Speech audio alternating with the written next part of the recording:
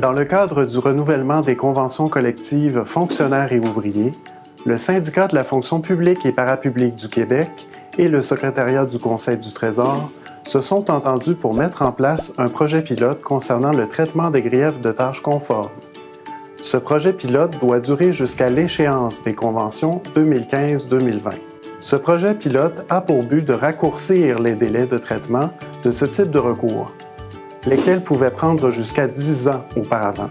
Il a également pour but de déjudiciariser un maximum de dossiers en permettant d'explorer d'autres méthodes de règlement.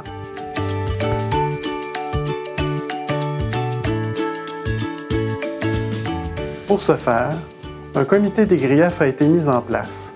Il est composé de 3 représentants du Secrétariat du Conseil du Trésor et 3 représentants du SFPQ provenant du service de la classification, de l'équité salariale et des mouvements de personnel.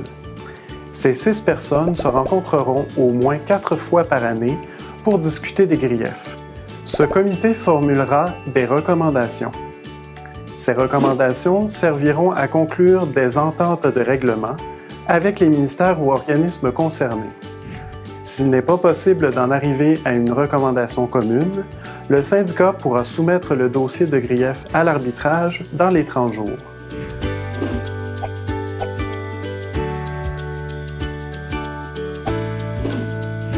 Les dossiers de grief seront donc présentés par des membres du comité de grief à l'un des arbitres spécialement formés en classification et évaluation des emplois. C'est ainsi qu'un rôle d'arbitrage complémentaire de 5 jours par mois a été créé lors de la dernière négociation, afin de traiter les appels de classement. Une journée de ce rôle sera dédiée aux griefs de tâches conformes. Les journées non utilisées pour les appels de classement pourront également servir à traiter plus de griefs de tâches conformes, le cas échéant. Seuls les griefs pour lesquels le comité de grief n'a pas conclu d'entente seront entendus de façon chronologique selon la date de leur dépôt. Une procédure d'arbitrage accélérée, sur dossier, sans procureur mais avec assesseur, est en vigueur pour la durée du projet pilote. Il est important de retenir que l'ensemble de la preuve documentaire étudiée au comité de grief sera transmise à l'arbitre préalablement à l'audition. L'arbitre pourra, aux fins de compréhension du dossier, interroger le plaignant et le supérieur immédiat. L'arbitre devra se prononcer sur la conformité ou non des tâches de l'employé avec sa classification.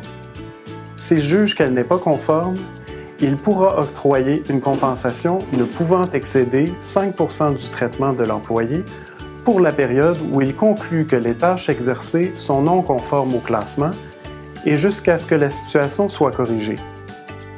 Par contre, l'arbitre n'a pas le pouvoir d'attribuer un nouveau classement au plaignant. L'arbitre aura 75 jours après la fin de l'audition pour rendre sa décision par écrit. Celle-ci est sans appel et exécutoire.